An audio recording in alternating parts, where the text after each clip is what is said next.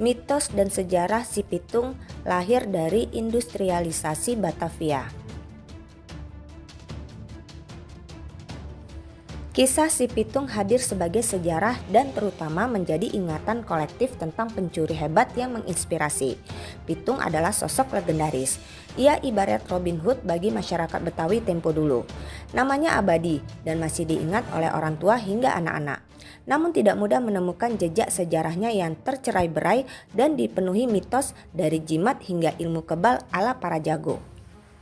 Kisah Pitung lebih banyak dituturkan dari mulut ke mulut hingga terbentuk banyak versi. Lama-kelamaan riwayat hidupnya menjadi amat cair dan melebur ke dalam memori kolektif masyarakat Betawi.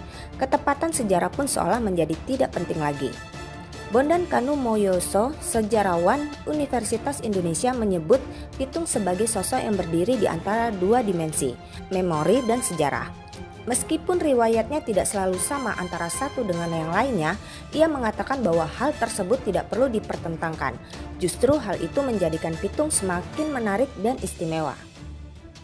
Mencari jejak sejarah Pitung ibarat mencari jarum dalam tumpukan jerami. Sumber-sumber yang kredibel sebagiannya hanya merekam aksi-aksi pencuriannya yang berlangsung selama 16 bulan. Dari 26 Juni 1892 hingga 19 Oktober 1893. Sementara beberapa sumber kontemporer lebih banyak ditemui dari penuturan lisan para orang tua, pantun, cerita rakyat, novel, dan film. Menurut riwayat yang dituturkan secara turun-temurun, Pitung lahir sekitar tahun 1864 dengan nama Salihun di desa Pengumben Rawabelong, Jakarta Barat. Ia merupakan anak bungsu dari 4 bersaudara dari pasangan Bang Piun dan Mbak Pinah. Salihun tumbuh di lingkungan pesantren Menes, Kampung Rawa Bebek, di bawah bimbingan Haji Naipin yang mengajarinya bela diri dan berbagai macam ilmu sakti.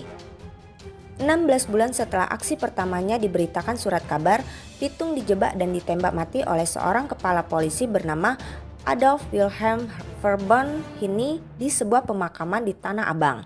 Peristiwa itu dipublikasikan secara besar-besaran oleh surat kabar berbahasa Belanda De Lokomotief, yang justru membuat nama Pitung semakin besar dan dikenal orang.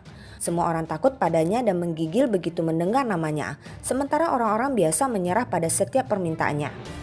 Para pendukung Pitung umumnya berasal dari kalangan yang kecewa terhadap perubahan aspek sosial ekonomi di Omelanden.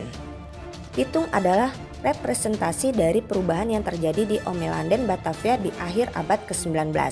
Pitung dengan segala kehebatan dan mitos yang menyertai dirinya bisa menjadi gambaran tentang orang yang dapat memberi inspirasi dalam upaya mengatasi kesulitan hidup sehari-hari.